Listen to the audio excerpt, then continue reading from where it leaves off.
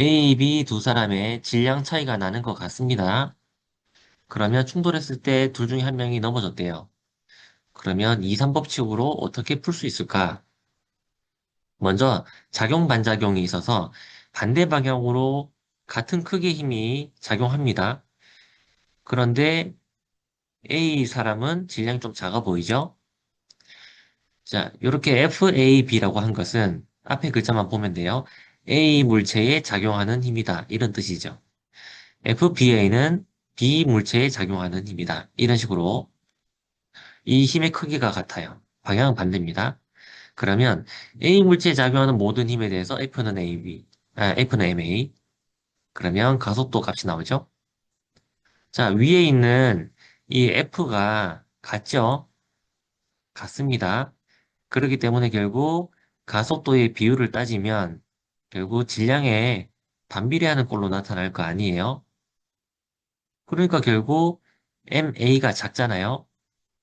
MA가 작습니다. MA가 작다는 말은 이 값 자체가 크다는 말이죠. 가속도 A가 크다는 말입니다. 이게 원래 속도가 있었는데 속도 변화가 큰 거지. 속도 변화가 크기 때문에 원래 오던 속도가 많이 달라져서 뒤집어졌다. 이렇게 생각하면 되겠습니다. 자, 작용 반작용이 힘의 크기가 같다라고 해서 둘 다 같은 힘을 받는다. 그러면 마치 동등한 것처럼 생각할지 몰라도 더 많이 다칠 수 있는 사람은 정해져 있습니다. 질량 차이 때문에 그런 거죠. 좀 극단적으로 한번 비교를 해보세요. 여러분이 만약에 운동장 트랙을 돌고 있는데 파리가 날아와서 여러분이랑 충돌을 했어요. 그럼 당연히 운동의 변화가 거의 없는 것은 여러분이 될 테고, 파리는 운동 상태가 많이 변할 거 아니에요. 가속도가 크다는 말입니다. 그죠? 자, 알고 있는 개념을 식을 통해서 서술을 해야 되는 그런 문제였습니다. 자, 간혹 가다가 선생님이 수업 시간에 했었던 내용인데 거의 그대로 내는 경우도 있어요. 이 문제도 거의 그대로 냈었던 거예요. 이게 밑에 식이 이 필기를 했었던 부분이었는데 이상하게 그런 부분들을 틀리다란 말이야. 자, 여러분도 와서 할 게 엄청 많을 거예요. 근데 과학고 왔기 때문에 더 바쁜 것은 뭐냐면 수학을 한 학기에 두 개 과목을 배우는 게 일반고랑 다르게 좀 더 힘든 거죠. 수학이 오래 걸리잖아요. 이게 먼저 첫 번째로 그날 수업했던 거 있죠? 그날 수업은 그날 끝내야 됩니다. 한마디로 이제 개념이 여러분에게 학습이 됐으면 혹시라도 놓쳤던 거 있으면 쉬는 시간에 하든 아니면 그날 야자 시간에 하든 그날 몰랐던 개념은 다 이해하고 넘어가야 돼요. 그리고 개념을 우리가 배우잖아요. 그럼 이걸 내가 좀 더 심화해서 심화 공부를 해보는 게 좋아요. 그날 하는 게 제일 좋습니다. 그리고 작은 판서도 필기하는 게 좋아요. 선생님도 솔직히 수업하다 보면 파워포인트에 제공된 게 당연히 필기가 되겠죠? 근데 어떤 건 파워포인트에 안 하고 중간에 한 칠판에다가 이렇게 끄적일 때가 있어요. 근데 나는 이게 중요하다고 생각하고 설명을 하는데 몇 명 필기 안 하는 걸 볼 때가 있어요. 그럴 때 무슨 생각이 드냐면, 시험 문제 내야지 이런 생각 들어요. 한마디도 안 놓치고 열심히 듣는 애는 더 잘했으면 좋겠다 이런 생각이 들거든요. 실제로 그 여러분 선배들 중에서도 공부 아주 잘하는 친구들을 보면 수업 시간에 집중 엄청 합니다. 그렇게 선행을 많이 했든 안 했든 이거랑 상관이 없어요. 처음 배우는 그런 느낌으로 공부를 해요. 그래서 선생님은 한 번씩 절대로 애들이 선행하지 않았을 것 같은 개념도 가르치거든요. 근데 그럴 때도 똑같이 처음 보는 개념 공부처럼 이렇게 할 거 아니에요. 근데 당연히 선행했을 것 같은 부분 할 때도 똑같이 집중해서 하더라고요. 그래서 그날 수업은 그날 끝낸다라는 마음으로 좀 공부를 해봤으면 좋겠어요. 자, 이렇게 풀 수 있는 문제입니다. 자, 이걸 식으로 하지 않잖아요. 그러면 여러분 분명히 말로 했을 거예요. A에 작용하는 힘과 B에 작용하는 힘이 작용 반작용으로 같기 때문에 이렇게 해서 줄줄이 이야기를 했겠죠. 최대한 식을 통해서 서술을 최소한으로 줄이는 것이 시험 칠 때 시간을 관리할 수 있는 방법입니다. 핵심을 잘 짚으면 어떤 식이 핵심인지를 알 수 있으니까 말로 할 수 있는 것을 최소한으로 해보는 것이 좋아요. 이것도 여러분에게 큰 팁이 될 것 같아요. 받아들인다면. 자, 이 문제도 한번 풀어보겠습니다. 중력 가속도는 10m/s 제곱이고 시간 좀 주겠습니다. 풀어보세요. 자, 문제에 F는 MA로 풀 수 있는 문제인데 이거 제일 처음에 선생님이 뭐 하라고 했는지 기억나나요? 작용하는 힘을 그림으로 그려라고 했습니다. 자, 지금 빨간색 화살표로 그려라는 거죠. 이렇게만 그렸으면 솔직히 끝났어요. 왜냐면 A에 대한 F는 MA, B에 대한 F는 MA. 이렇게 적으면 연립하면 다 나오거든요. 이렇게 하면 나옵니다. 자, 한번 볼까요? 장력이라는 것은 하나의 실로 연결되어 있는 거고, 지금 도르래의 작용은 그냥 방향만 바꾸는 거고, 도르래의 뭐 질량이나 관성 모멘트나 뭐 이런 것들은 주어진 게 없기 때문에 그냥 무시합니다, 얘는. 자, 그래서 장력이 같아요.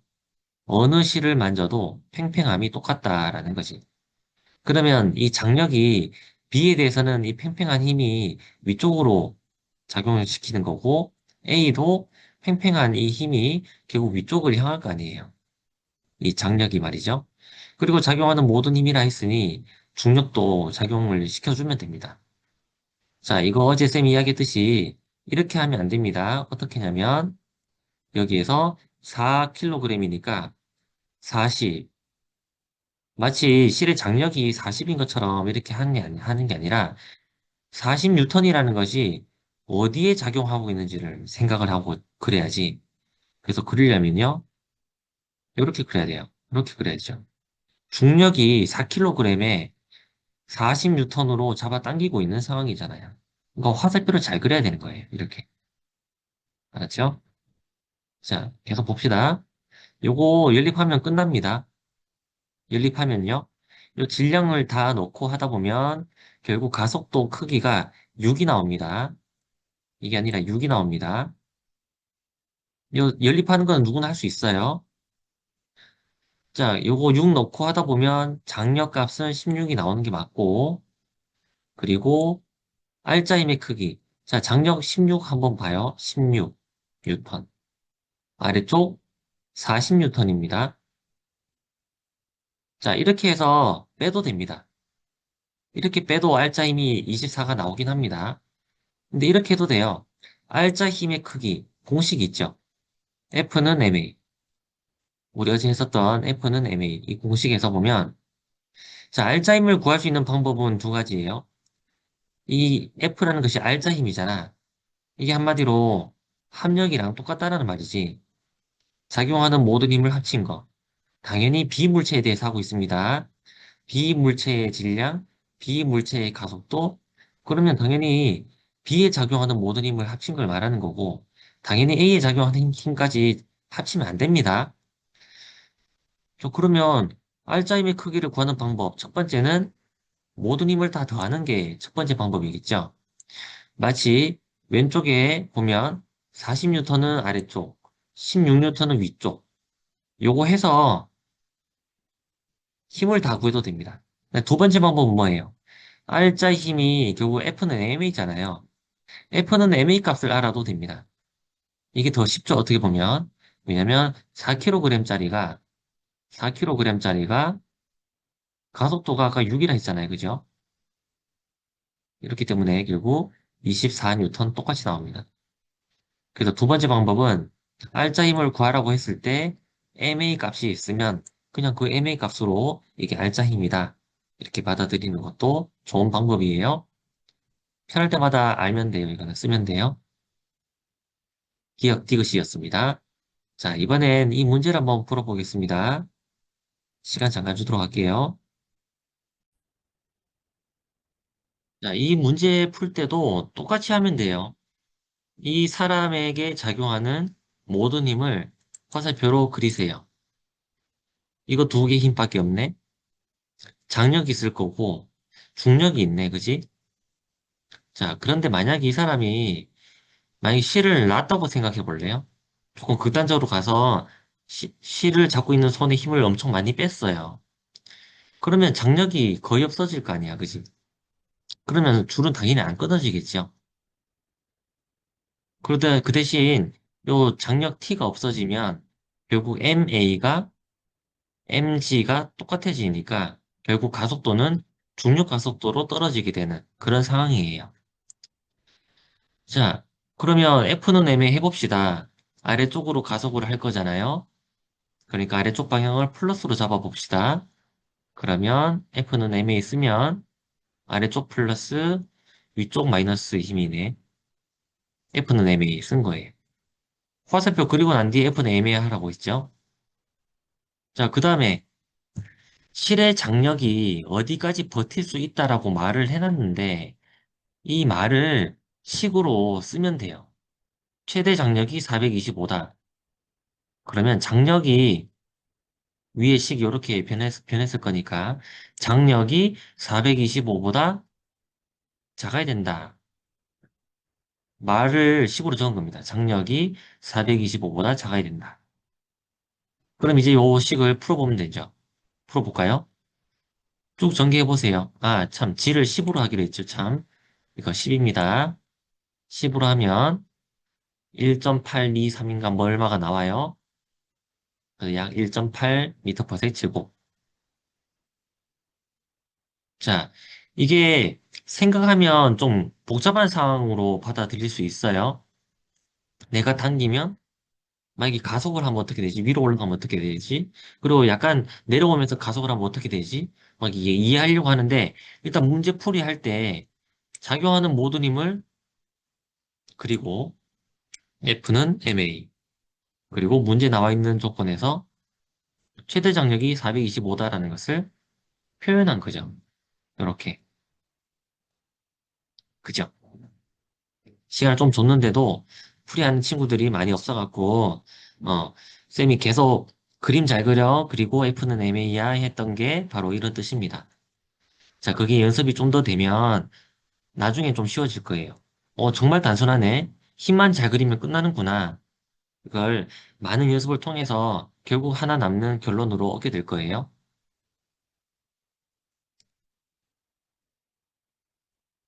자, 이건 같이 한번 봅시다. 같이 한번 봅시다. 아니야. 일단 시간을 줄게요. 이것도 한번 해보세요. 자, 중력 가속도감 나와 있습니다. 일단 처음에 선생님이 과학고 왔을 때 계산기를 가지고 이제 시험을 쳤어요. 그런데 요새 계산기가 좀 좋아져갖고 뭐 적분도 하고 막 이러더라고요. 그래서 선생님은 지금 우리가 이제 아까 전 문제랑 지금 푸는 문제처럼 마지막에 결국 숫자를 얻어내는 그런 문제를 잘 안 내요. 그래서 계산기 아예 없이 기호로 정답을 이끌어내는 그런 문제를 자주 내고, 화학 교과는 계산기를 써요. 화학 교과는 계산기를 쓰고, 나머지 교과들은 계산기를 잘 안 쓰는 걸로 알고 있어요. 어쨌든, 물리 시간에는 계산기 잘 안 씁니다. 처음에 그렇게 했다가, 이제는 안 해요. 이 문제 같은 경우는 계산기 써야 됩니다. 아니면 계산기 안 써도 되게끔 어떤 값을 주겠죠. 여기서 탄젠트 40, 30도가 나오는데, 풀다 보면, 탄젠트 30도는 뭐다 이런 식으로 주긴 할 겁니다. 자, 같이 봅시다. 일정한 속력으로라고 말을 했습니다. 일정한 속력. 이 말이 무슨 말일까? 가속도가 0이라는 뜻이죠. 작용하는 힘들을 그려볼게요. 중력 작용합니다. 우리 최근에 벡터 배웠죠? 자, 벡터는 분해할 수가 있습니다. mg가 작용한다면, 자, 이 빗면 방향으로의 힘이랑 그리고 그것의 수직한 방향으로의 힘. 이렇게 두 개로 나눌 수 있겠지? 그러면 결국 여기 30도 대신 만약에 세타 값이 있으면 결국 요건 사인의 관계 있죠. 자, 여기 이렇게 그림을 그리면 여기도 똑같이 세타가 될 겁니다. 여기 세타. 여기가 세타라면요. 그러면 요게 mg니까 이쪽 방향은 사인의 관계에 있으니까 이 길이랑 이 길이가 같겠지. 그래서 mg 사인 세타. 그리고 이쪽 편은 코사인 관계가 있죠. 그래서 mg에서 코사인 값 곱하면 작아집니다. 그죠? 자, 이거 빗면에 대해서 그릴 때 참고로 작은 각도로 빗면을 그려줘야 돼요. 문제를 풀 때. 만약에 좀 어중간하게 그리잖아요. 이렇게. 그러면 이렇게 물체를 그릴 거 아니야? 이게 세타야. 그러면 아래쪽으로 mg 작용한다고 그림을 그리겠지? 그런 다음에 이쪽 방향, 이쪽 방향, 이렇게 힘을 분해할 거란 말이야. 그러면, 자, 어중간하게 그려놓으면요. 이게 세타인지, 이게 세타인지 한 번 더 고민을 해야 돼요. 당연히 이게 세타가 아니겠죠. 그죠? 이 90도 빼기 세타일 거 아니야. 그러니까 이게 세타가 되는 거야, 결국. 근데 굳이 이렇게 생각할 필요가 없다는 거지. 각도를 작게 그려버리면, 각도를 작게 그려버리면, 이게 눈에 쉽게 띄어요. 봐요. 이렇게가 MG. 그러면 이쪽 방향, 빗면 방향, 그리고 빗면의 수직인 방향.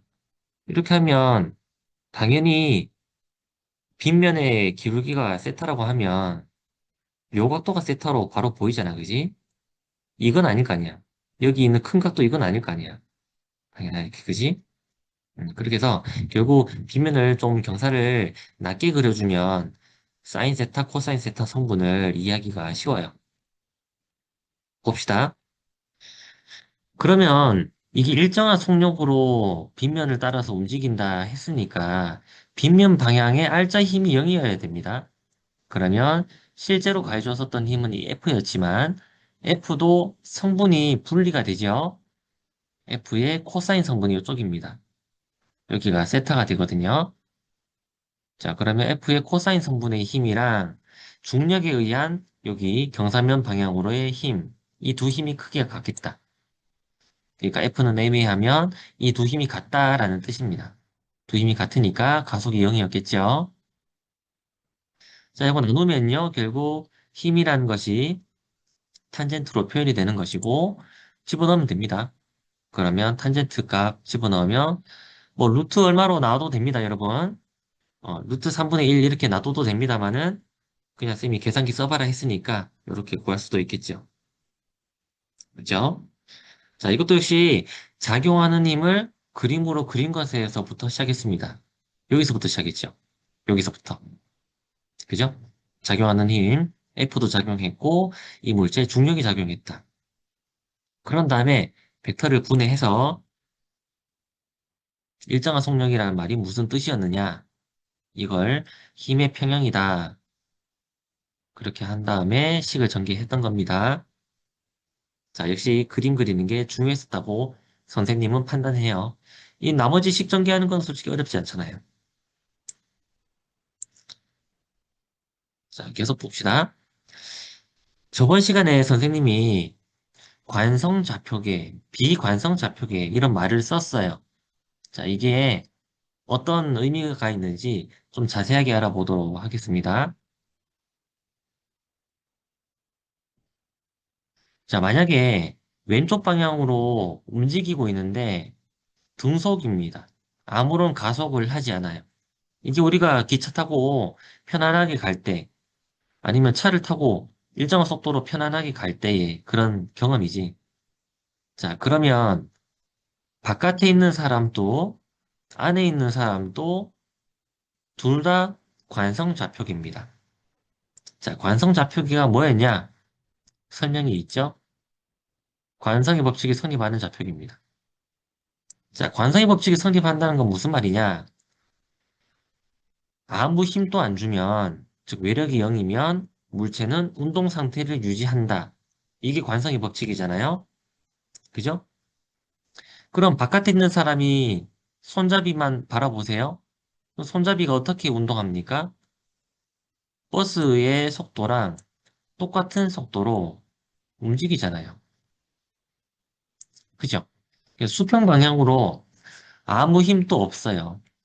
그래서 바깥에 있는 사람이 생각했을 때 버스 손잡이 운동은 힘이 0이라서 F는 ma, A도 0이다. 즉, 일정한 속도로 움직이고 있다.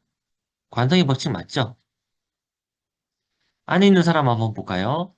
안에 있는 사람의 이 좌표기가 있다고 합시다. 이 사람이 봤을 때 버스 손잡이는 가만히 있습니다.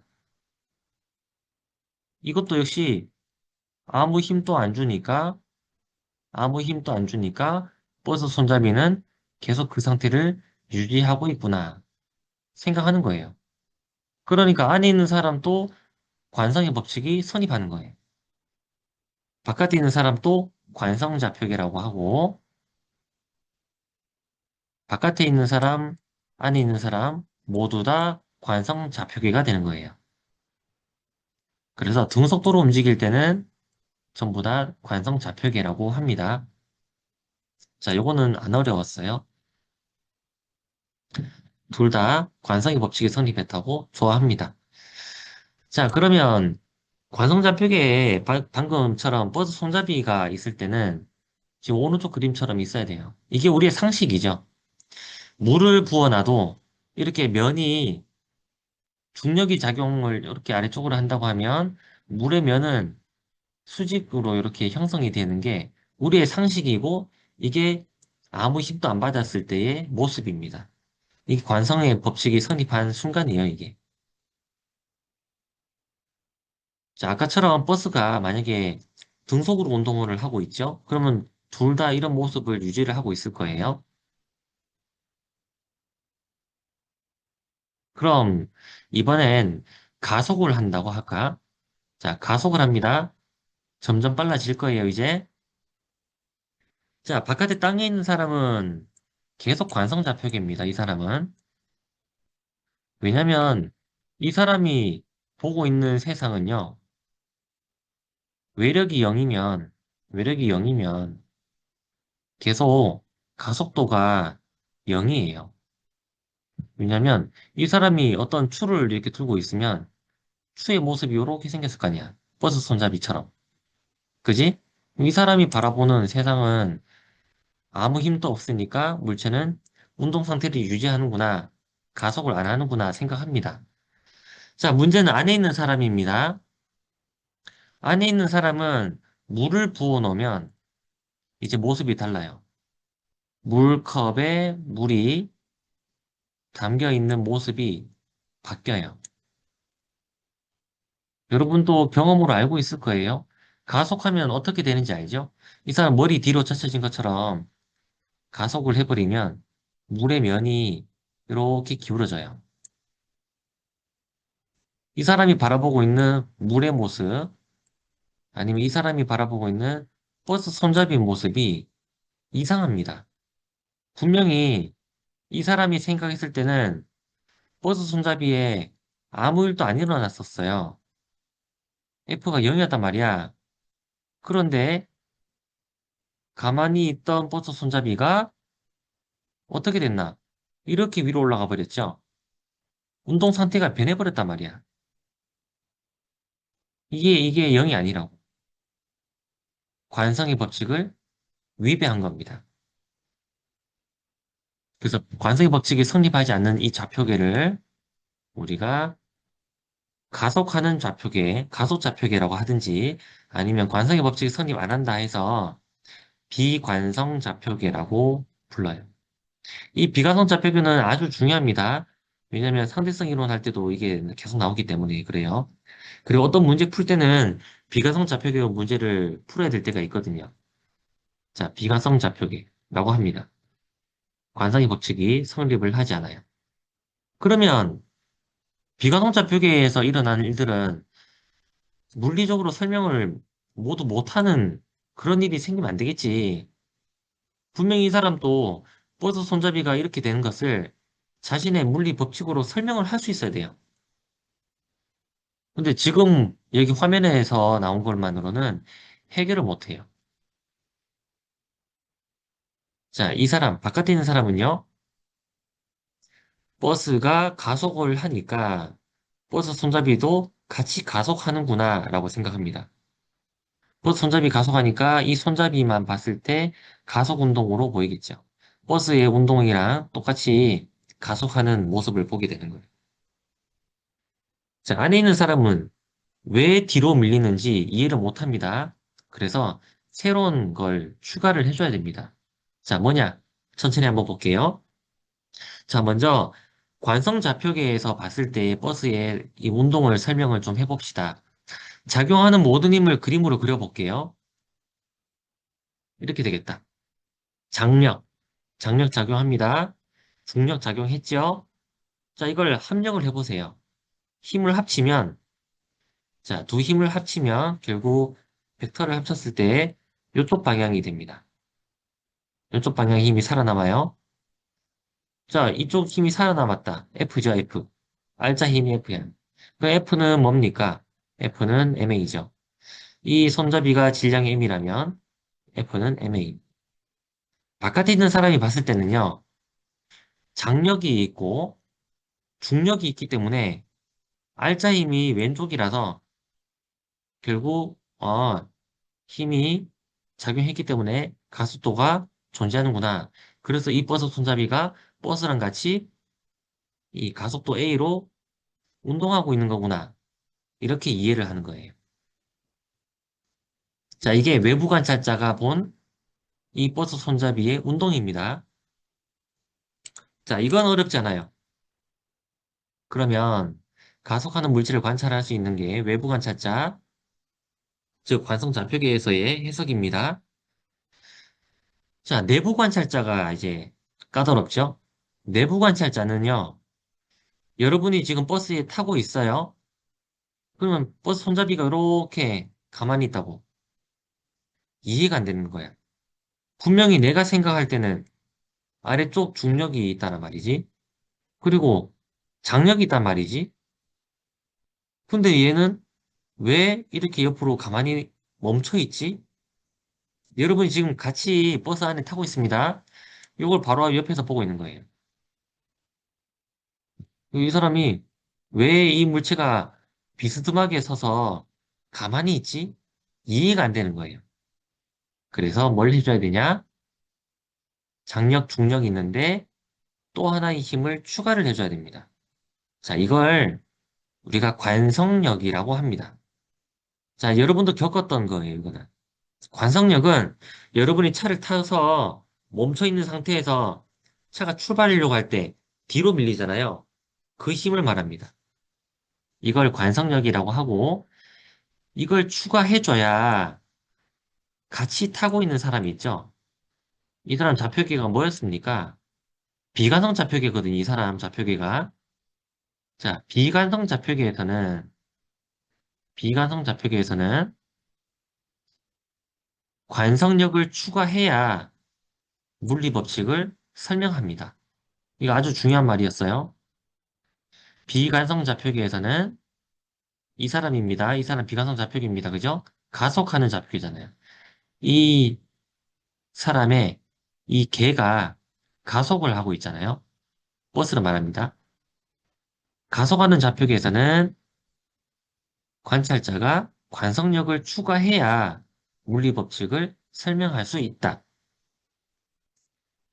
자, 바깥에 있던 외부 관찰자 있죠? 외부 관찰자는 관성 좌표계였습니다. 그 사람은 관성력 없었습니다, 여러분. 관성력 쓸 때는요, 조심해야 돼요. 비관성 좌표계에서만 관성력을 도입을 해줘야 돼요. 바깥에 있던 사람은 관성력 안 썼어요. 뭐 볼래요? 안 썼잖아, 지금. 바깥에 있던 외부 관찰자는 관성력 뒤로 이거 안 그렸어요, 여러분. 그죠? 그래서 내부에 있는 사람만, 즉, 비관성 좌표계에 있는 사람만 관성력을 그려야 돼요. 자, 그러면 이제 이해가 되는 거예요. 자, 이 사람이 버스에 타고 있는 사람이에요. 비관성 좌표계의 사람입니다. 이 사람이 봤을 때는 이제 중력과 관성력을 합력을 하면 이쪽 정도의 힘이 나올 거예요. 이 힘이랑 장력이랑 같은 거지. 그러니까 이렇게 기울어진 상태로 가만히 있다라는 게 이해가 되는 거야. 자, 그래서 여기서 아주 중요한 거 나옵니다. 그래서 이걸 우리가 어떻게 말을 하냐? 이 사람은요, 어떻게 생각하냐면 이쪽 방향으로도 중력이 추가됐다라고 생각하는 거야. 중력이 추가가 됐다. 이 사람이 버스에 가만히 서 있으려면 어떻게 서 있어야 되겠냐? 이렇게 서 있어야 돼요. 이렇게 서 있어야 균형 잡고 가만히 서 있을 수 있어요. 즉, 중력이 마치 이쪽 방향인 것처럼 말이야. 자, 버스 손잡이도 보세요. 이렇게 아까 데이터 있죠?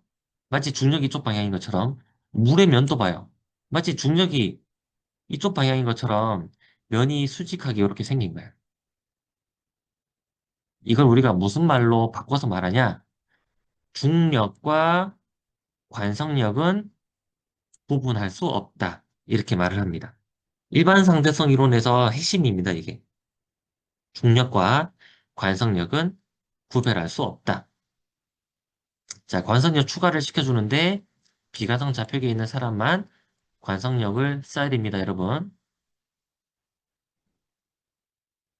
자, 다시 한번 봅시다. 만약에 가속을 하고 있는 버스입니다. 그러면 질량이 m인 물체가 있잖아요. 얼마만큼의 관성력을 받냐, 뒤로? ma만큼입니다. 이 질량이 커지면 관성력도 커져요. 관성에 의해서 원래 이 공간에 머무르려고 했잖아. 이 공간에 머무르려고 했는데 버스만 출발해버리잖아. 그러니까 얘는 상대적으로 이 위치에 가만히 있으려고 했었던 경향이 있었단 말이야. 질량이 크면 클수록 관성이 크다 했잖아, 저번 시간에. 그러니까 결국 이게 크면 클수록 관성력도 크다는 거예요. 자, 여기 가속도는 이 개의 가속도랑 같은 값으로 집어넣으면 됩니다. 요 A는요. 그리고 가속하는 좌표계의 그 가속도가 물체의 질량에 의해서 ma 값으로 관성력을 가속하는 방향과 반대로 받는다. 그런 뜻입니다. 자, 관성력, 힘의 방향, 알짜 힘이 마이크 왼쪽이에요. 그럼 이 사람 뒤로 가겠죠? 그죠? 이렇게 뒤로 가겠다, 그죠? 관성력을 받기 때문이라고 안에서는 해석합니다. 자, 이건 어떨까요? 등속 원운동을 하고 있어요. 빙글빙글 돌고 있어요. 얘가 빙글빙글 돌려면 필요한 힘이 있습니다. 여러분 또 어떤 물체를 돌리려고 하면 힘 줘야 될 거 아니에요? 그 물체에 어떤 힘이 가해졌냐? 바로 이쪽 힘입니다. 자, 실을 가지고 잡아당겼다 했잖아요. 아니면 지구 주변을 돌고 있는 인공위성 생각해도 돼요. 인공위성에 작용하는 힘이 이 만류력밖에 없잖아요. 그 안쪽으로 향하고 있는 힘이 알짜 힘입니다. 그런데 우리는 이런 경험 말고 이런 경험을 많이 하죠. 차를 타고 코너를 돌아요. 그럼 여러분이 어떻게 경험을 했냐? 자, 차 타고 갑니다. 차 타고 가다가 코너를 돕니다. 아니, 그 코너가 이렇게 생겼어요, 지금. 그럼 여러분 타고 있을 때 어디로 쏠렸는지 그 기억나죠? 이쪽으로 쏠렸어요, 여러분은. 자, 여기서 중요한 거. 안에 타고 있는 사람 입장에서는 자, 이거 이 사람의 좌표계는 관성 좌표계일까요? 비관성 좌표계일까요? 이 채팅창에 한번 적어볼래요? 관성 좌표계일까? 비관성 좌표계일까?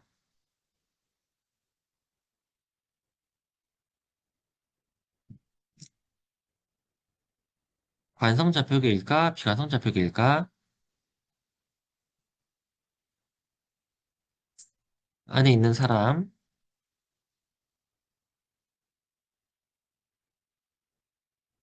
자, 등속 원운동을 하고 있다고 했습니다.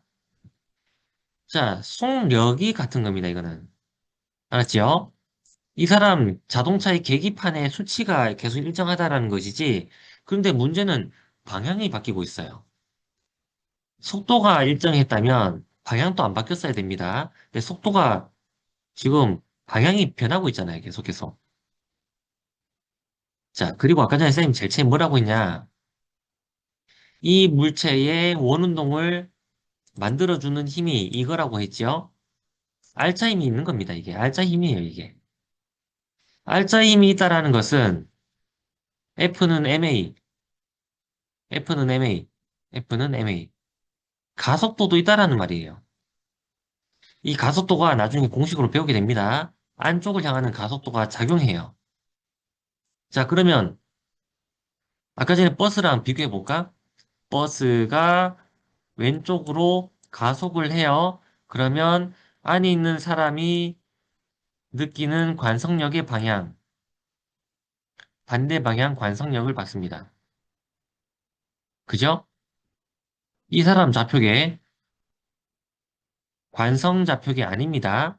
관성력을 받는 비관성 좌표계입니다. 이 사람 좌표계는 가속하는 좌표계, 즉 비관성 좌표계였단 말이에요. 똑같은 거예요, 지금. 알짜 힘을 받잖아요.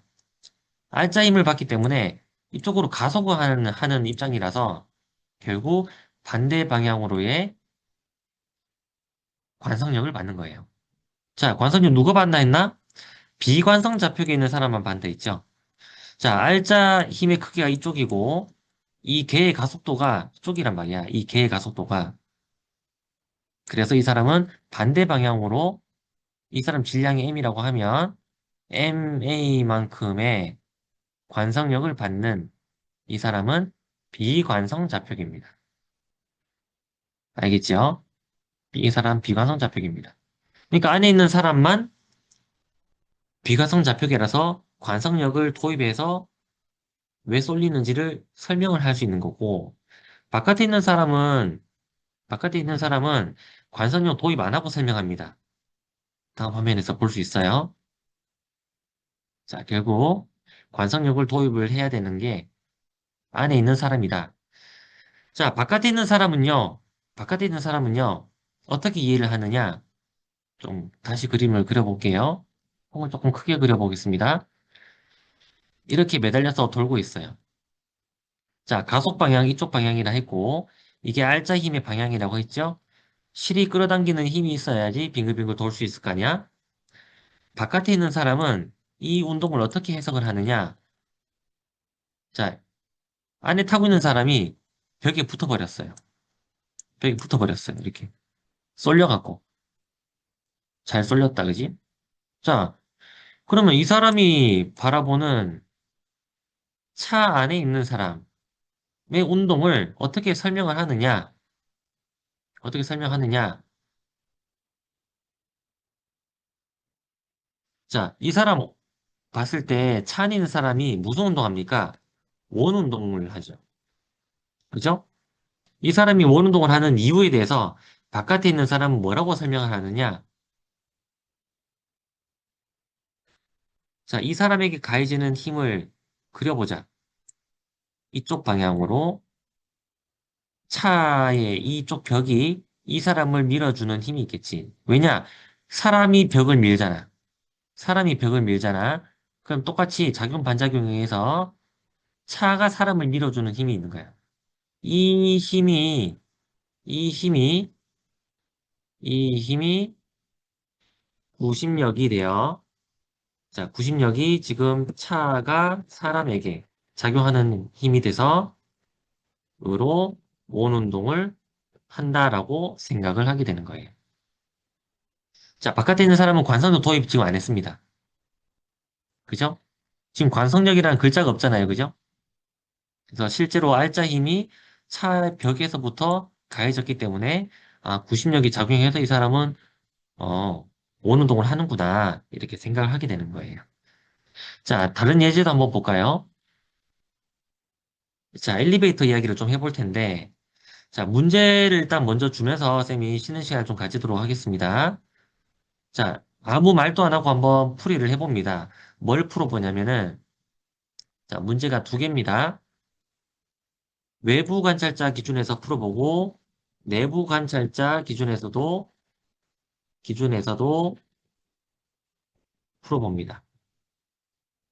자, 쉬는 시간 10분 가지면서 이 문제도 한번 고민해 보세요.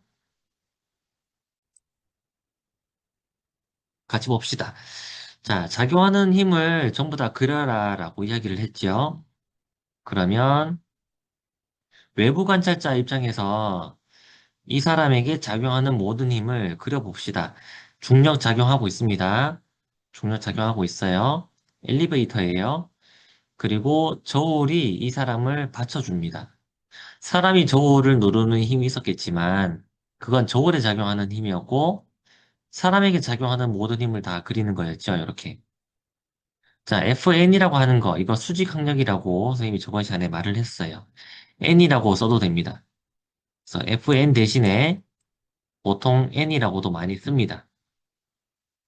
normal force라고 해서 수직으로, 수직으로의 힘이란 뜻입니다. 자, 그러면 작용하는 힘이 이 사람에게 이 두 가지밖에 없습니다. 그러면 F는 애매하면 되겠죠. 자, 바깥에 있는 사람, 외부 관찰자. 자, 외부 관찰자는 지금 여러분이 화면을 쳐다보고 있잖아요. 여러분이 바로 그 외부 관찰자입니다. 여러분이 이 사람을 보고 있는 거예요. 이 사람을 봤을 때 F는 MA를 써라. 이런 뜻이죠. 자, 이 사람 가속 운동하죠. 이 사람이 가속 운동을 합니다. 그럼 이 사람에게 작용하는 모든 힘을 그려줘서 더해주면 되겠다. 자, 반대 방향이라서 뺐습니다. 위쪽을 가속도 방향으로 플러스를 잡을 거라서 결국 위쪽 방향 힘을 플러스로 중력은 반대니까 마이너스예요. F는 MA. 그러면 이 FN이 결국 사람이 저울을 누르는 힘의 반작용력이란 말이야. 같은 크기죠. 750N 나옵니다. 괜찮죠, 이거는? 자, 외부 관찰자가 봤을 때 작용하는 모든 힘을 그린 뒤에 F는 MA. 계속 똑같은 말을 하고 있어요. 자, 이번엔 내부 관찰자가 봤을 때는 어떻습니까, 운동이? 가만히 있잖아요, 그죠? 이 사람도 그렇고, 여러분이 만약에 여기 내부에 같이 서 있는다 해도, 여러분이 보는 이 사람의 운동은 어떻습니까? 정지하고 있잖아요. 가만히 있잖아요. 하지만 뭘 도입하라고 했나? 관성력을 도입하라. 자, 비관성 좌표계입니다, 여기 안에는. 이 사람의 좌표계는요, 가속하는 좌표계이기 때문에 비관성 좌표계입니다. 그래서 관성력을 도입을 해서 여기 하나 더 그려줘야 돼요. 자, 가속하는 방향과 반대 방향으로 관성력을 그려라. 내부 관찰자가 보기에는 이 관성력이 하나 더 추가가 된 거죠. 그래서 이 사람은 내가 가만히 있구나 라고 생각하는 거야. 그럼 이 사람이 내부 관찰자가 봤을 때 자기는 가만히 있는 거야. 자, F는 MA를 하면 결국 이 사람은 가만히 있는 거야. A가 0이라고. A가 0이라고. 자, 이 사람에게 작용하는 모든 힘을 여기 왼쪽에 있는 화살표를 다 더하면 이렇게 되겠죠. 역시 FN은, 즉 수직 항력은 이렇게 나오고 아까 전에 그 정답이랑 똑같아져요. 아까도 요 식이 나왔어요. 결국 750이 나옵니다. 알았죠? 자, 내부 관찰자만 비관성 좌표계일 때 그때만 관성력을 추가해서 자신에게 일어나는 물리 현상을 설명할 수 있습니다. 잘 기억해야 돼요. 이 배우고 난 뒤 시간이 좀 지나잖아요. 그러면 어떻게 또 실수를 많이 하냐면 외부 관찰자가 봤을 때도 관성력을 추가해주는 경우가 있어요. 하면 안 됩니다. 알았죠? 내부 관찰자만 비가성 좌표계에서만 관성력을 도입을 해야 됩니다. 잘 기억해놔야 돼요. 자, 버스 손잡이가 이쪽으로 작용했습니다. 그죠? 관성력. 자, 이건 어떨까요? 역시 알짜 힘의 방향이 왼쪽이라서 가속도 방향이 왼쪽이라고 하자. 이거 헬륨 풍선이에요. 그러면 헬륨 풍선은 이렇게 됩니다. 자, 관성력이 뒤로 작용했다라고 말을 했는데 똑같이 그려보는 거죠. 아까 전에 버스 손잡이는 이렇게 생겼었단 말이야. 중력, 관성력에 의해서 이쪽 방향에 합력을 받는 것이고 장력이랑 크기가 똑같았던 거지. 그래서 물체가 평형 상태에 가만히 있는 거야. 근데 여기서 똑같이 그리는 거야. 아래쪽 중력, 이쪽 관성력. 그래서 이쪽 방향으로 새로운 중력이라고 생각해봐. 새로운 중력 방향이 이쪽 방향인데 그게 헬륨 풍선이 서 있는 모습이랑 이렇게 생긴 거지. 우리가 알고 있는 상식이랑 또 똑같잖아. 우리가 알고 있는 상식은 뭐예요? 헬륨 풍선이 이렇게 있는 거잖아요. 중력의 반대 방향으로 서 있는 거잖아. 그치? 그런 거 똑같아요. 새로운 중력이랑 반대 방향으로 서 있는 거지. 자, 이렇게 관성력을 도입해서 내부에서 이 헬륨 풍선의 모습을 설명할 때도 역시 관성력을 도입을 하면 됩니다.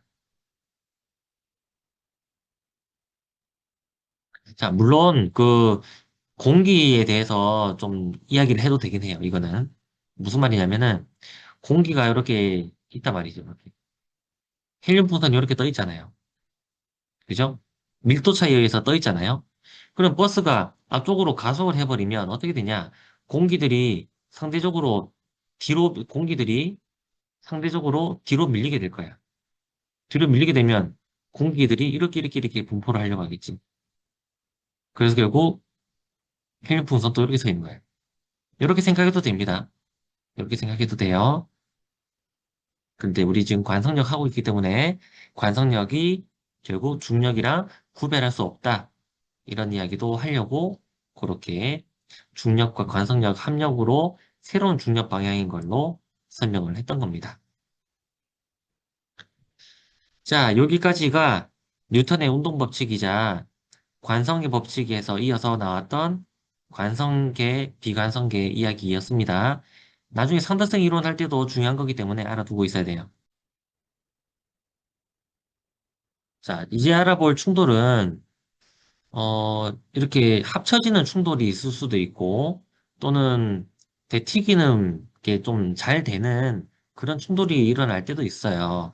그런데 우리가 식전개를 할 때 쌤이 뭐가 중요하다라고 말을 했냐면, 뭐가 같은가를 찾아보라고 했단 말이에요. 뭐가 같은가? 이 같은 것이 있어야 식이 그 다음에 전개가 될 거 아니에요. 자, 충돌을 할 때 뭔가 달라지는 것도 있겠지만 같은 것도 있다라는 겁니다.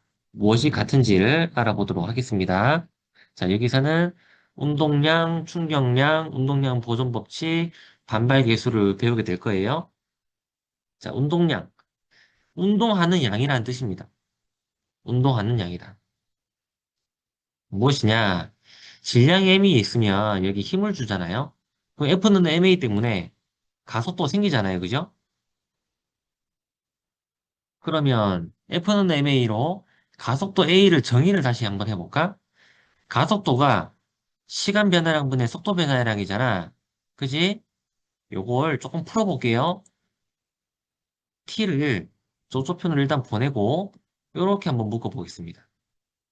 자, 그렇게 했더니 운동하는 어떤 양이 있다면 여러분 만약에 탁구공을 던질 때랑 그리고 농구공이 던져서 날아갈 때랑 똑같은 속도로 날아가요. 똑같은 속도로 날아가지만 뭔가 다른 건 있죠, 여러분. 다른 게 있어요. 그러니까 질량에 의해서 뭔가 영향을 받는 운동하는 정도가 있을 것 같고, 또는 농구공이 천천히 날아갈 때랑 빠르게 날아갈 때도 뭔가 운동하는 무엇인가를 보여줄 수 있는 값이 있을 것 같아요. 자, 이 MV를 정의를 할 겁니다. 뭐라고 정의를 할 거냐? 이걸 P라고 쓸 거고, 운동량이라고 정의를 합니다. P는 MV입니다. 운동량 공식이 MV예요. 자, 이걸 우리가 MV로 정의합니다. 이 짝대기 세 개는 정의한다라는 뜻이에요. 자, MV는 P라고 할 거고, 이걸 MV로 알 수 있습니다. 이거 꼭 기억해야 되는 양이에요. 자, 여기서 보면 충격량이라는 말이 있고, 충격력이라는 말이 있어요. 이게 무슨 말이냐? 여러분이 달걀이 깨진 걸 봤어요. 어떤 힘이 가해져서 깨졌어요, 달걀에. 아니면 떨어뜨렸다고 생각해봐. 그럼 달걀이 깨졌어요. 그럼 뭐가 컸길래 달걀이 깨졌을까? 생각해보면, 가한 힘이 컸기 때문이었겠죠. 자, 이 힘 F는 그 영어 force에 앞글자를 따서 F라고 적잖아요. 힘이니까 당연히 력이라고 합니다. 충격받는 힘을 말하는 거예요. 자, 이 힘이 크면 깨집니다. 달걀이 깨져요. 여러분도 충격력이 크면 다치는 거예요. 자, 이 힘에다가 만약에 10초 동안 이 힘을 받았다라고 하면 그거라면 그 힘을 받은 전체의 양이 되겠지. 그래서 이걸 충격량이라고 부르는 거예요. 자, 시간을 곱하면 충격량이라고 합니다. 충격력, 충격량. 이걸 구별하는 방법, 좋은 방법은 힘이니까 력. 알았죠? 자, 이렇게 기억을 해두세요. 자, 이거 어디에서 필요한지 보겠습니다. 자, 델타 P니까 P가 결국 변화했던 양입니다. 결국 이것을 운동량 변화량이라고 할 것이고, 그럼 이 말 자체도 엄청 중요한 말이 되는 거예요. 충격량은 운동량 변화량이다. 이 말 자체도 엄청 중요한 말입니다. 충격량은 운동량 변화량이다. 꼭 외워놔야 되는 문구입니다. 충격량은 운동량 변화량이다. 자, 이런 모습을 떠올려 봅시다. 만약 대포를 쏴요. 똑같은 화약으로 쏴요. 뒤에서 쏩니다. 그러면 훅 날아가요. 요만큼 날아갔어요. 아, 내가 이거 날아갈 때 우찬이가 하필이면 눈을 감고 있었는데 다시 보자. 훅 날아갔어요. A에서 똑같은 화력으로 쏴요. 얘는 좀 더 멀리 날아가요. 자, 이거 공식으로 한번 알아봅시다. 충격량은 운동량 변화량이라 했단 말이야. 근데 화약은 똑같은 화약을 썼어요. 왜 얘는 더 빠르게 날아갔을까? 떠올려 봅시다. 자, 처음엔 여기 있었던 대포가요. 속도가 0이었어요. 여기서도 대포가 처음에는 0이었어요. 대포의 속도가 0이었어요.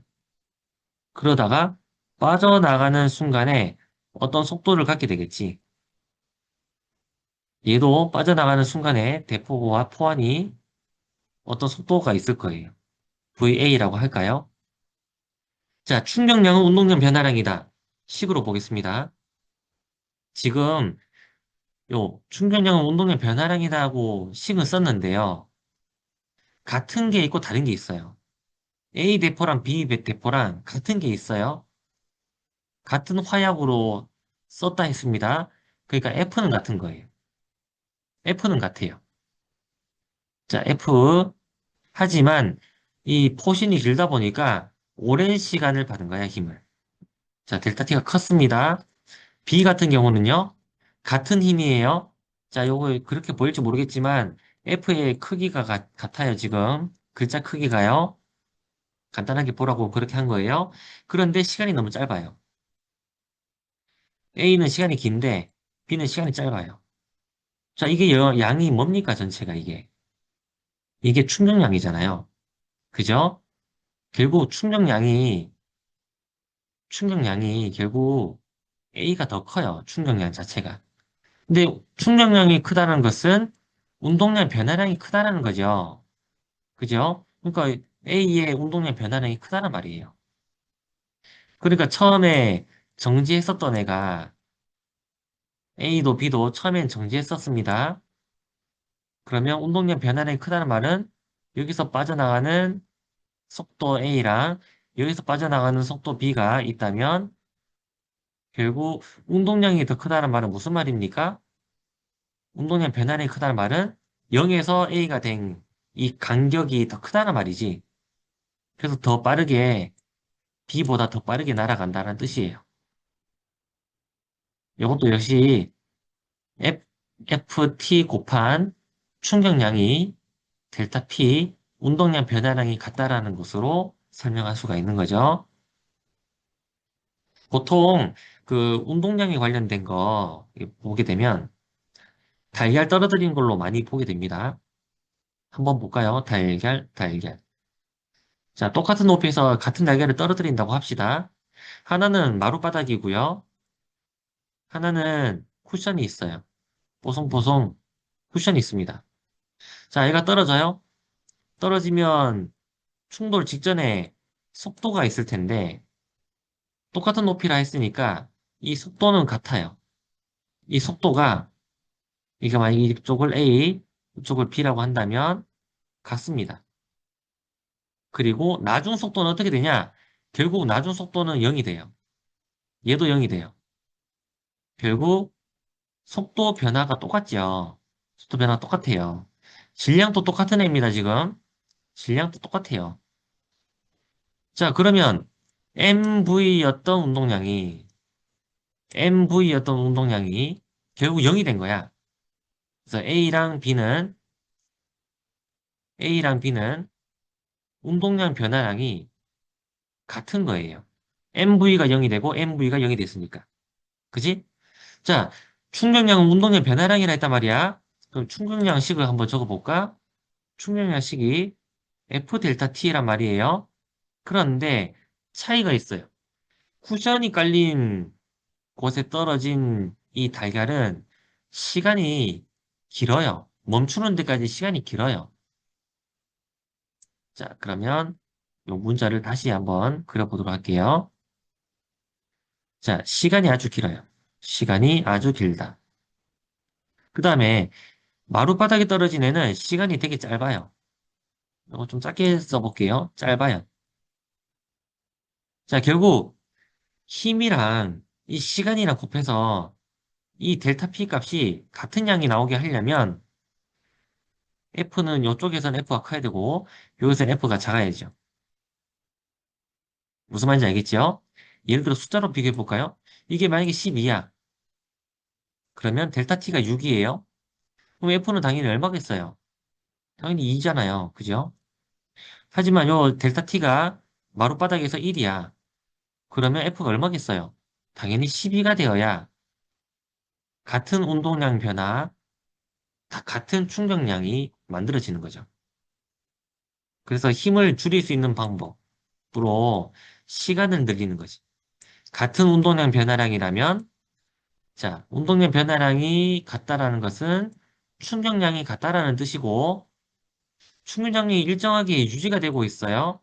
이렇게 일정한 상태를 유지를 하려고 할 건데, 그러면 시간을 높일수록 F는 작아진다라는 거지.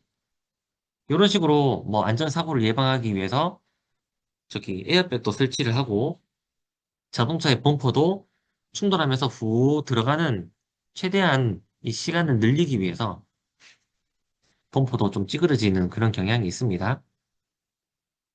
자, 계속 보도록 할게요. 자, 이거 P를 왜 배웠냐? 운동량 왜 배웠냐? 알아보도록 합시다. 바로 운동량 보존 법칙을 설명하기 위해서인데요. 충돌을 했습니다. 자, 왼쪽 그림 보세요. A가 더 빨라야 일단 B에 충돌을 했을 거예요. 자, 충돌하는 순간이 중간 그림이야. 그런데 항상 성립하는 법칙이 있죠? 작용 반작용입니다. 자, 오른쪽 F는 A가 B를 미는 힘, 왼쪽 마이너스 F라고 그린 거는 요거는 B가 A를 미는 힘이에요. 항상 동시에 작용합니다, 이거는. 그렇게 해서 새로운 속도를 가지게 된 거예요. 자, 이거 F는 애매해 봅시다.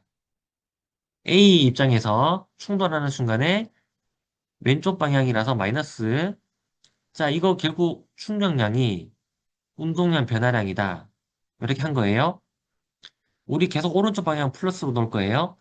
그럼 B도 결국 F 델타 T 하면 충격량이잖아. 충격량이 운동량 변화량. 자, 요 F랑 크기가 같습니다. 시간도 당연히 똑같아요.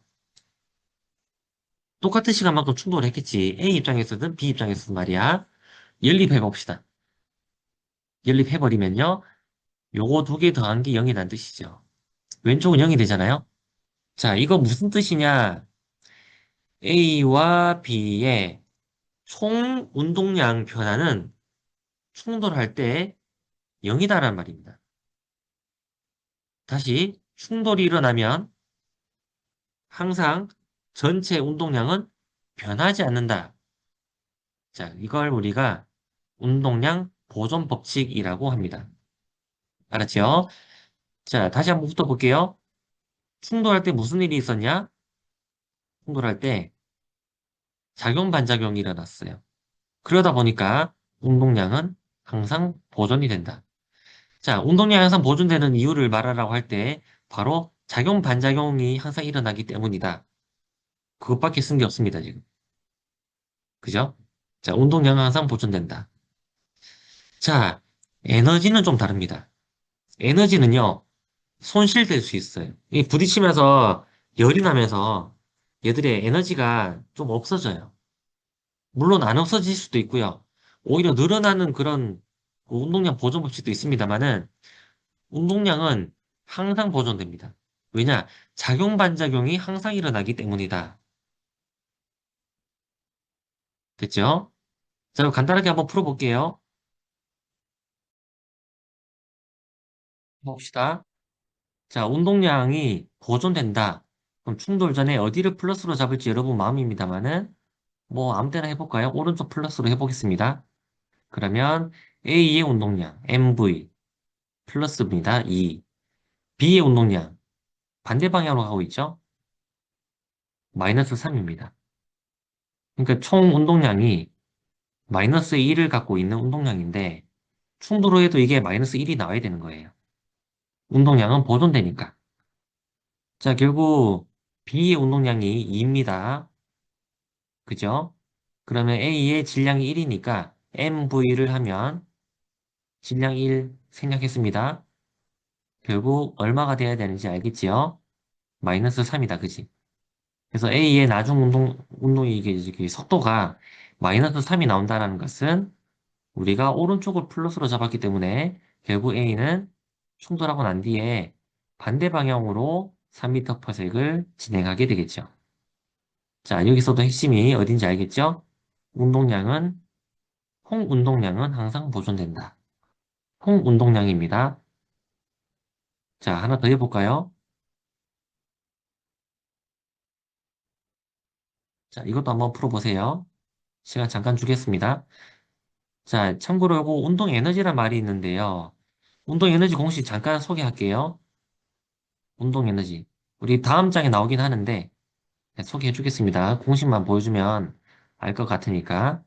2분의 1 m v 제곱을 운동 에너지라고 합니다. 풀어보세요. 자, 문제를 같이 풀어보겠습니다. 몇 명이 답을 보냈기 때문에. 자, 충돌 후 속도는 어떻게 되느냐? 합쳐졌죠, 이번에. 그죠? 합쳐졌습니다. 하지만 어떻게 충돌이 일어나든 간에 운동량은 보존된다. 자, 오른쪽 방향을 플러스로 잡아 보겠습니다. 그러면 충돌 전 운동량 8이네요.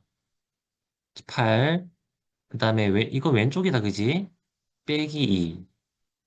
그러니까 총 운동량이 6이었단 말이죠. 그러니까 여기서도 똑같이 6이 나야 된단 말이에요.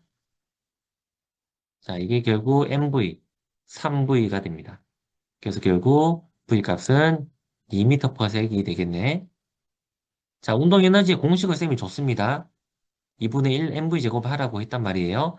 그럼 충돌 전에 운동 에너지를 한번 볼까요? 충돌 전 2분의 1 MV 제곱 그리고 비물체도 오른쪽 물체도 2분의 1 MV 제곱 이렇게 하면 되겠지. 이게 운동 에너지야, 그지? 자, 약분할 거 약분하고 요거는 2가 될 거고 결국 16 더하기 2니까 18이네. 자, 충돌 전은 18입니다. 단위는 줄입니다. 에너지라서요. 자, 충돌을 하고 난 뒤에 나중 걸 한번 볼까요? 2분의 1 mv 제곱 해봅시다. 2분의 1 m v 아까 구했죠? 2제곱입니다. 그죠? 2분의 1 mv 제곱. 이거 하면 얼마입니까? 6이 나오죠? 6줄이네요. 그죠? 얼마나 감소했냐? 예, 12만큼 감소했네요. 12줄. 자, 이런 식으로 참고로 하나로 합쳐지는 충돌을 할 때 에너지 손실이 엄청 많아요. 제일 많아요. 자, 그러면 운동량은 항상 보존된다고 했는데, 운동 에너지는 보존이 될 때도 있고, 안 될 때도 있어요. 자, 거기에 대한 이야기를 알아보도록 하겠습니다. 자, 우리가 반발력이 좋다라는 말이 있어요. 뭐, 탱탱볼 같은 경우는요, 떨어뜨리면은, 이, 탄성이 되게 좋다, 아니면 반발을 잘한다, 이런 표현으로 되게 잘 튀깁니다. 자, 반발계수 공식을 먼저 보여줄게요. 자, 이거 반발계수의 공식이긴 한데, 이거 무슨 뜻이냐? 만약에 이 반발계수가 0이라면 완전 비탄성 충돌이라는 건데, 이게 뭐냐? 방금 풀었던 문제입니다. 하나로 합쳐진 걸 말해요. 하나로 합쳐질 때 이게 왜 0이냐? 이게 0이 될 때가 언제입니까? 위에가 0일 때잖아, 위에가. 그지? 그러니까 두 속도가 결국 같아질 때가 하나로 합쳐졌다는 말입니다. 이걸 우리가 완전 비탄성이라고 합니다. 전혀 탄성이 있지 않았어요. 충돌할 때 하나로 합쳐져 버렸단 말이야. 띠용 하는 뭐 어떤 느낌이 없었단 말이지. 자, 이게 커지면 1까지 커질 수가 있는데 이걸 탄성 충돌이라고 합니다. 너무 잘 튀기는 걸 말해요. 당구공 같은 경우에 이렇게 탄성 충돌에 가깝게 충돌을 합니다. 나머지는 그냥 비탄성이라고 합니다.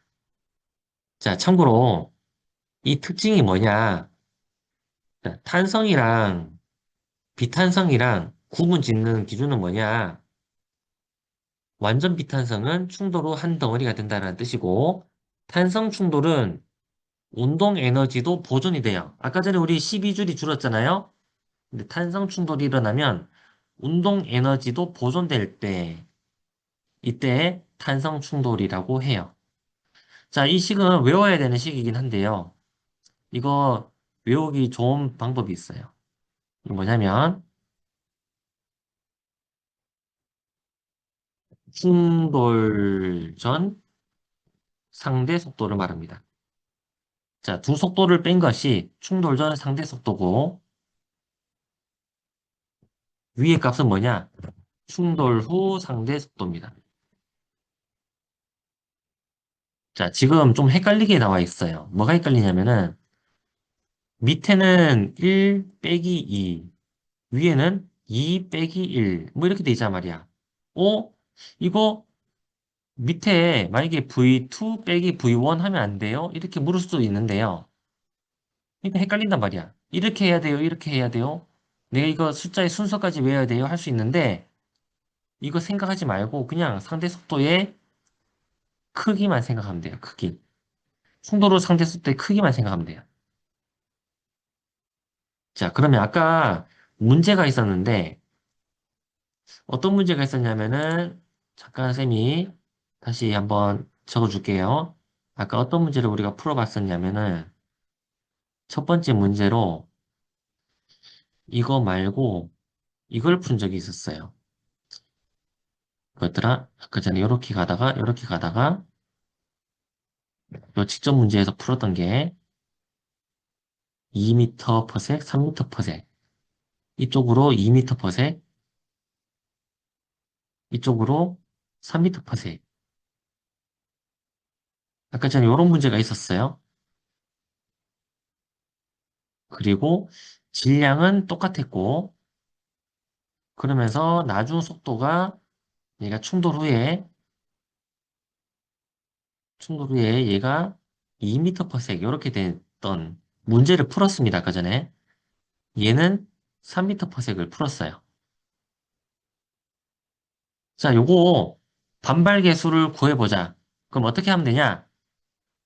서로 가까워지거나 멀어지는 상대 속도를 생각하면 돼요. 만약에 A가 봤을 때 B는 어떤 속도로 오냐? 5입니다. 자, 5만큼으로 가까워지고 있죠? 아까 절대값을 쌤이 이야기했습니다. 그냥 크기만 하면 됩니다. 그 다음에 멀어지고 있는 속도가 있는데요. A가 봤을 때는 B가 어떤 속도로 멀어지냐? 역시 5만큼의 속도로 멀어집니다. 얼마입니까? 1이죠. 반발 계수가 1이다. 이렇게 표현하는 거죠. 자, 참고로 이럴 때는 뭐라고 했습니까? 운동 에너지는 보존된다 했죠? 네. 이 경우는 2분의 1 mv 제곱, 2분의 1 mv 제곱 하면 결국 충돌 후에 2분의 1 mv 제곱, 2분의 1 mv 제곱이랑 또 똑같아요. 자, 그런 식으로 반발 계수를 이해하면 되겠네요. 자, 반발 계수는 충돌 전 상태 속도 분의 충돌 후 상태 속도다. 이렇게 이해를 하면 굳이 이 식에 있는 이 숫자들의 순서라든지 뭐 분의 뭐다 이런 것까지도 갑자기 2가 뒤에 있던 것이 앞으로 오고 막 이러잖아요. 이거 어떻게 외우지 생각할 수 있는데 그게 아니라 충돌 전 상태 속도 분의 충돌 후 상태 속도다. 그렇게 이해를 하면 되겠어요.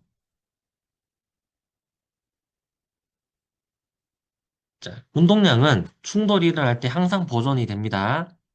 그런데 에너지는 항상 보존되는 것은 아닙니다. 탄성 충돌일 때는 에너지 보존이 되지요. 하지만 그게 아닐 때는 에너지가 보존이 안 될 수도 있으니까 그럼 결국 우리가 제일 상위 개념으로 식을 적을 수 있는 것이 에너지 보존보다 오히려 운동량 보존입니다. 충돌할 때 항상 운동량은 보존되니까. 작용 반작용이 항상 성립하니까 그래요. 자, 문제를 이거를 풀까 말까 하다가 쌤이 그냥 설명으로 보여줍니다.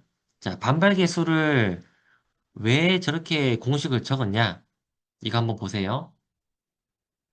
만약에 M1 물체랑 M2 물체가 있어요. 질량. 얘가 속도가 이렇게 있다가 충돌하고 난 뒤에 또 다른 속도를 만들어냈다고 하자. 그러면 운동량 보존 법칙 써볼까요? 이렇게 되겠다. 그지? 충돌 전 운동량 두 개 더한 거. 충돌 후 운동량 두 개 더한 거. 충돌할 때 운동량은 보존된다면서. 그러니까 보존된다. 이게 맞지? 그 다음에 요걸 정리를 좀 해볼게요. M1으로 묶어볼게요. 그러면 이쪽에 있는 M1 있는 요 항이 넘어오면서 마이너스가 돼서 이렇게 들어온 거예요. 반대편으로 M2를 이쪽으로 보내서 이렇게 만들었어요. 이렇게 한번 정리해놨습니다. 에너지 한번 봅시다. 자, 에너지가 충돌할 때 보존될 수도 있고 보존 안 될 수도 있다 이야기했잖아요. 그 말을 그 말을 식으로 쓰면 이렇게 적을 수 있죠. 충돌 전 운동 에너지가 충돌 후에 보존이 될 수도 있고 안 될 수도 있다. 이걸 부등호로 적을 수가 있지. 보존될 수도 있고 보존 안 될 수도 있다. 줄어들 수도 있다 이 말이죠. 자, 그럼 운동량 보존 법칙 이 식이랑 운동 에너지에 대한 요 식을 좀 엮어보고 싶은데요. 자, 어떻게 엮어보냐? 자, 밑에 식에 2분의 1을 다 없앴습니다. 다 2를 곱했어요. 다 2를 곱하면 2 없어지고, 그 다음에 M1으로 또 묶어볼게요. M1이 여기 있단 말이야. 여기 M1이 있지? 이걸 이쪽 편으로 보내요. 그럼 마이너스가 돼야겠지? 어? 보다 보니까 인수분해가 생각나네요. 자, 인수분해 공식에 A 플러스 B, A 마이너스 B 이렇게 있으면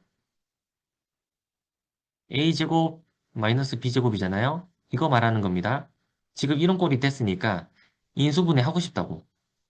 자, 인수분해 하면요. 여기 항이 나타나요. 요 항이 나타나요. 자, 그러면 남는 항은 여기에서 위에 이게 같다라고 했기 때문에 없어지는 게 있고 남는 건 이것밖에 없어요. 자, 이 식이 남는 게 이것밖에 없다고요. 자, 그럼 이 식을 조금 바꿔서 이렇게 적어 볼게요. 자, 충돌 전의 속도랑 충돌 후의 속도 값으로 묶어놨습니다. 자, 충돌 전이 요거잖아요. 또 동그라미 한 거. 모아왔어요. 그래서 마이너스가 됐고, 충돌 후도 모아볼까요? 충돌 후의 속도 값을 충돌 후의 속도 값과 함께 넘기면 마이너스가 이렇게 되겠지. 그지? 그럼 이제 마지막 단계입니다. 요 값을 넘겨볼까요? 자, 그 말이 통째로 나누란 말입니다. 이 통째로 나누란 말이에요. 그럼 어떻게 되냐? 결국 요만큼이 나올 건데 이게 결국 넘겼으니까 어떻게 됩니까? 요만큼 통째로 나눴으니까 결국 이게 1이잖아요. 그죠? 1이에요, 1. 즉, 1보다 작거나 같다. 자, 분수꼴로 나왔던 그 전체 식이 1보다 작거나 같다가 되는데, 이 값을 우리가 정의해버리는 거지. 반발계수 2라고 정의를 해보자는 거야. 그러면 1보다 작을 때가 있고, 얼만큼 작냐라는 값들도 다양할 거고, 1이 나올 수도 있어요. 0이 될 수도 있어요. 자, 그런 식으로 반발계수가 결국 충돌할 때 운동량 보존, 운동량 보존, 그리고 운동 에너지, 운동 에너지, 운동 에너지는 보존될까? 보존이 안 될 수도 있는데, 자, 보존될까 안 될까에 대한 식, 그리고 운동 에너지는 보존된다. 이걸 가지고 전개를 하다 보니까 의미가 있는 수치가 나와서 이 관계들을 내가 반발계수로 정의를 하게 된 겁니다. 자, 이것도 이해를 하고 있으면 좋을 것 같아요, 여러분. 자, 문제도 한번 풀어보겠습니다, 그러면. 자, 이 문제 시간 잠깐 줄게요. 풀면은 쌤 채팅으로 좀 보내주세요. 자, 충돌 후 속도는 운동량 보전 쓰면 되죠? 충돌이 일어날 때 항상 운동량은 보존된다. 여기 운동량 16, 여기 4, 더하면 20이죠? 이거는 같아야 되죠? 12 더하기 2V 할 때 같아야 됩니다. 그래서 20이 나오게 하려면 V가 4가 돼야 되는 거겠네. 자, 오른쪽 방향 답니다. 그리고 이게 4m/s이다. 탄성 충돌인가 비탄성 충돌인가? 자, 이거 한번 해볼게요. 그러면 충돌 전 상대 속도 2입니다. 2. 충돌 후 상대 속도 1이네요. 쉽죠? 상대 속도로 이렇게 하면 됩니다. 일단 1이 안 났기 때문에 비탄성 충돌입니다. 자, 반박계수 그냥 그대로 나옵니다. 그죠? 반박계수는 요거 크기 보면서 하면 되고, 만약에 운동 에너지 보존이 얼마나 되는지, 아니면 에너지 손실량이 얼마나 되는지, 이런 거 물었다면, 그대로 다시 2분의 1 mv 제곱이 얼마나 커졌는지 작아졌는지 알면 돼요. 참고로, 이 운동량 보존될 때, 운동 에너지가 커질 때도 있어요. 그거는 폭발이라고 합니다. 폭발. 가만히 있었던 애가 예를 들어서 폭발해서 이렇게 펑 날아가요. 그러면 없던 운동 에너지가 생기는 경우가 되죠. 어떤 속도로 날아가다가 터질 때도 역시 운동 에너지는 커질 수는 있습니다. 하지만 그럴 때는 반발 계수를 우리가 계산 안 합니다. 반발 계수는 이렇게 충돌할 때만 씁니다. 그냥 반발력이라고 할 거니까 충돌하고 난 뒤에 얼마나 대틱이 있느냐 그런 개념이라서 자 그렇게 이해하면 되겠습니다. 자 그러면 숙제를 쌤이 보여주고 마치도록 할게요.